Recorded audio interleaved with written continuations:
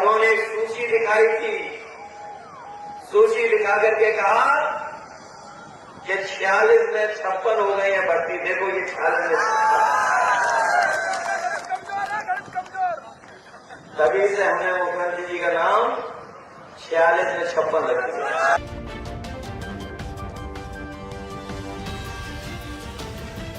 बड़े बड़े सपने दिखाए थे इन्होंने। ये बुंदेलखंड के लोग जानते होंगे, बड़े सपने आपने अखबार में पढ़ा होगा। ये दिल्ली वाले आए, उन्होंने कहा कि अब उत्तर प्रदेश में मिसाइल बनेगी, टैंक बनेंगे। हमारे उत्तर प्रदेश के लोग खुश हो गए और खासकर बुंदेलखंड के लोग खुश हो गए कि हमारे यहाँ तो अब टैंक और हवाई जहाज बनेंगे और बम बनेंगे। आज जब 10 साल पीछे मुड़ करके देखते हैं तो जिन्होंने टैंक का भरोसा दिलाया था, बम बनाने का भरोसा दिलाया था, उन्होंने आज तक सुतली बम भी नहीं बनाने का कारखाना लगाया। बताएं बीजेपी वाले, कहीं सुतली बम का भी कारखाना लगाया तो बताओ। और बड़े बड़े इन्वेस्टमेंट के लिए बड़े बड़े उद्योगपति बुलाए गए थे। हमारे 46 में 56 वाले मुख्यमंत्री जी कहते हैं 40 लाख करोड़ रुपए का निवेश आने वाला है। बताओ टूडला वालों, तुम्हारा कितना निवेश आया है? कोई बड़ा कारखाना लगा हो तो बता दो आप, कोई उद्योग लगा हो तो बताओ। और जो उद्योग कारखाने लगे थे उनकी भी सरकार मदद नहीं कर रही है, केवल अपने लोग ही मदद कर रही है, दूसरों की मदद नहीं कर रही है। बताओ हर घर घर नौजवान बेरोजगार बैठा है कि नहीं बैठा है? हर घर घर बेरोजगार है कि नहीं है? और ये सरकार कहती है कि हमने तो सबको नौकरी दे दी।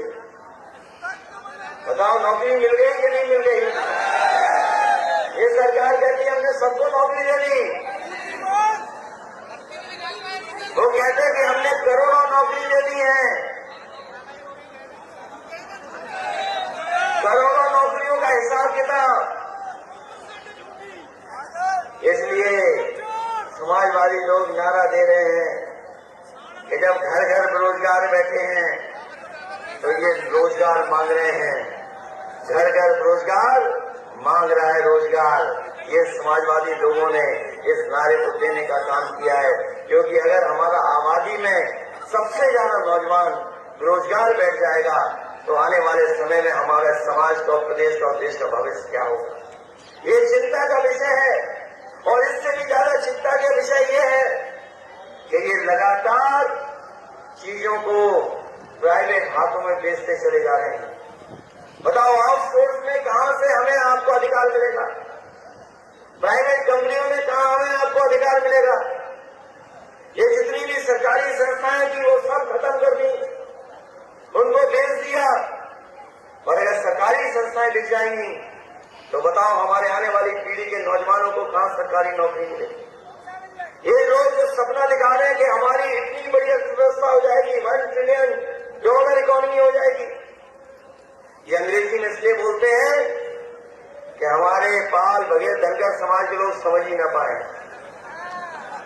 बताओ ये सरकार कहती है कि नहीं कहती है $1 ट्रिलियन इकोनॉमी? बताओ ये $1 ट्रिलियन इकोनॉमी क्या होती है? कोई हमें बताओ $1 ट्रिलियन इकोनॉमी क्या होती है? हमारे ये मुख्यमंत्री 46 में 56 वाले सदन में कहते हैं कि हम $1 ट्रिलियन इकोनॉमी बना देंगे। जो सरकार 70% पैसा न खर्च कर पाए तो बताओ कहां से $1 ट्रिलियन इकोनॉमी बना देंगे? अभी तक 70% पैसा नहीं खर्च कर पाए ये लोग। जो लोग कहते हैं सड़क में गड्ढे खत्म हो गए, अरे चले जाओ थोड़ा सा दाएं बाएं सड़क से हट करके बताओ सड़कों में गड्ढे हैं कि नहीं है? ये लोग कह रहे हैं सड़क में गड्ढे खत्म कर दिए।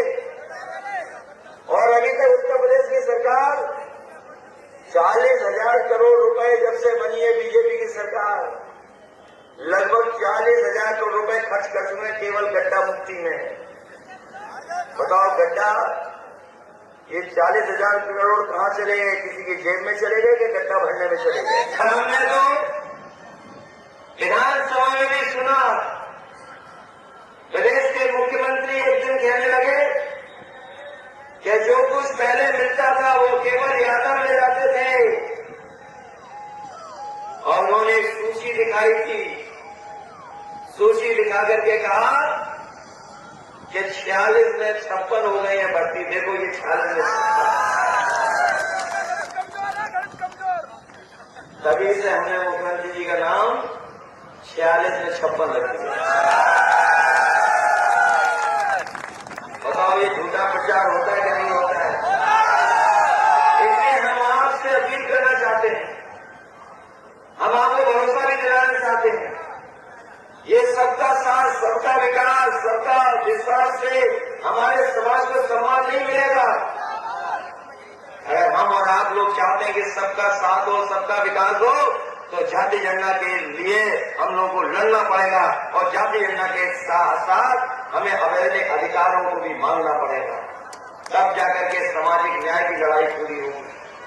और बिना सामाजिक न्याय के ये लड़ाई पूरी नहीं हो सकती है। और सामाजिक न्याय की लड़ाई तभी पूरी होगी जब जाति जनगणना हो जाएगी और आबादी के हिसाब से लोगों को हक और सम्मान मिल जाए। ये जरूरी नहीं कि हम लोग आबादी में ज्यादा हों। अगर जाति जनगणना हो जाएगी तो हो सकता है पाल, बघेल, धनगर समाज की आबादी में बहुत बड़ी संख्या में दिखाई दे, हमारा सौदा समाज भी बड़ी संख्या में दिखाई दे, हमारे प्रजापति समाज के लोग भी संख्या में ज्यादा दिखाई दे। जिन जातियों की हम लोग गिनती नहीं कर पाते, निषाद समाज, कच्चर समाज, बादल समाज, हो सकता है वो भी आबादी में ज्यादा दिखाई दे। आज का सरकार घबरा क्यों रही है? सरकार इसलिए घबरा रही है क्योंकि वो हमें और आपको और खासकर गरीब और पिछले और दलित जो गांव में रहने उनको हक व अधिकार नहीं देना चाहती है।